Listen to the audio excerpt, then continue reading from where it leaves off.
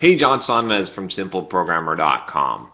So I have a question here about a video that I did a little while ago called How Much Money Do I Ask For? And basically in that video I'd said that you should ask for a lot or more than you think because when you ask big you get big.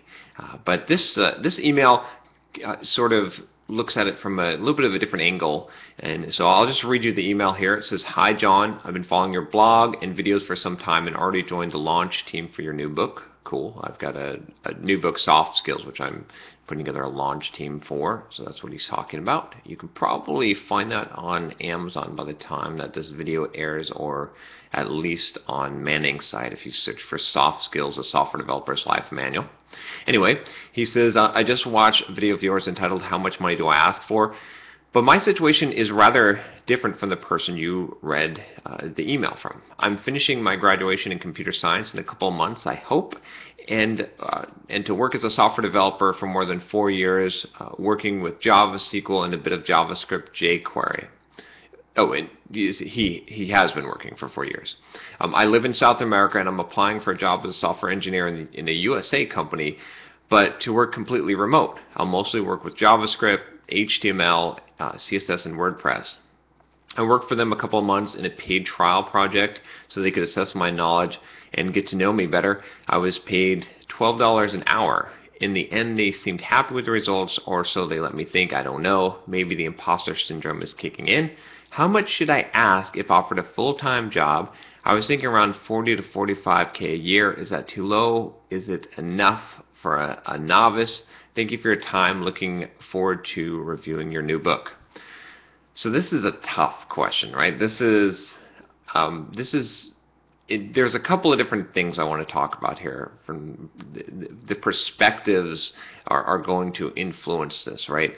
So if you were originally hired by this US company paying you $12 an hour, they are going to, regardless of how well you did, right, they're going to expect a bargain rate most likely, right? They're not going to pay you, probably they're not going to want to pay you what they should pay you based on your skills, based on an equivalent position for someone in the US, right? So they are probably going to want to pay you similar to the rate that they were paying you, right? So I'm guessing that I have to do the math here, right? But actually let's do the math here, right? If we calculate this, let's say $12 an hour times 40 hours a week times 52 weeks in a year, that's about $25,000.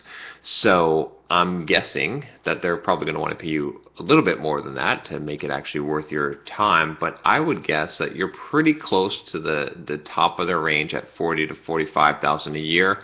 Maybe they might be trying to get away with something smaller like 35,000 to 40, but I would say that you should be able to get 40, possibly 45. Now, with that said,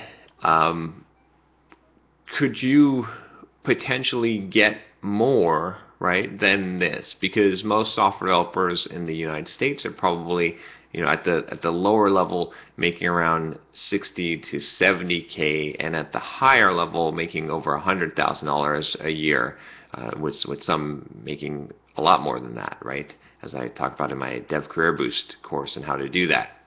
But so I don't know. I mean, you got to kind of think about this situation. It sounds like from where you're at in Brazil, if I'm reading correctly here, in South America, I'm assuming Brazil here because of your email.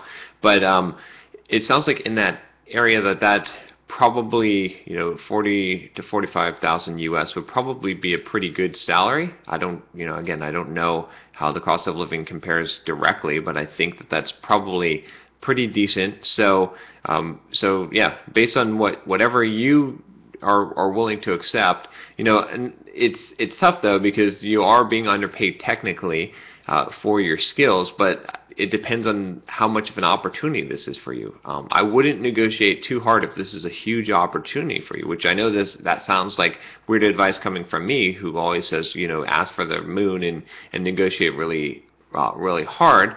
but to be able to work for a U.S. company remotely could be a big opportunity, because once you have this experience under your belt, right, and if you applied for another job, maybe then you could apply for a U.S. company, a job with a U.S. company, and since they wouldn't have the history of having had paid you $12 an hour, now you could get a job for $60 or $70 or $80,000 a year if you work for them for 2 years at this lower salary. So I don't know. So I mean, there's some things to weigh there. I would definitely say, yeah, you know, if the opportunity is right, if you feel like this is pretty good pay for where you're at, then go ahead and take it, and have that idea in mind that you could switch in a couple of years to a company that would pay you more.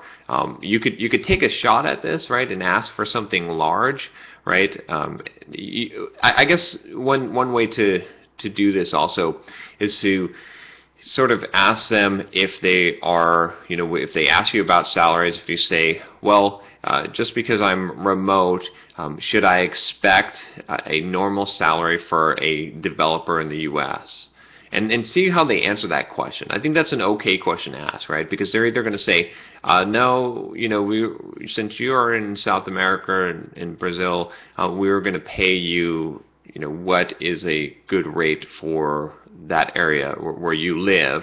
Or maybe they'll say, yeah, of course, that just because you happen to be working remotely doesn't mean that we're not going to pay, you know, the competitive salary that we're used to paying. They might even have some standards around that. From there, you could sort of decide which way to go and how aggressive to be. If you are too aggressive, chances are in this situation, just based on what you're telling me and the history, that they will probably just turn you down. So I wouldn't be too aggressive. I know that's weird because I'm always telling people to be more and more aggressive, but in this particular situation, I would back off a little bit, especially if this happens to be a really good opportunity for you. And if I understand correctly from a lot of people that I speak to internationally, this sounds like this would be a really good opportunity. So I would be a little bit cautious there.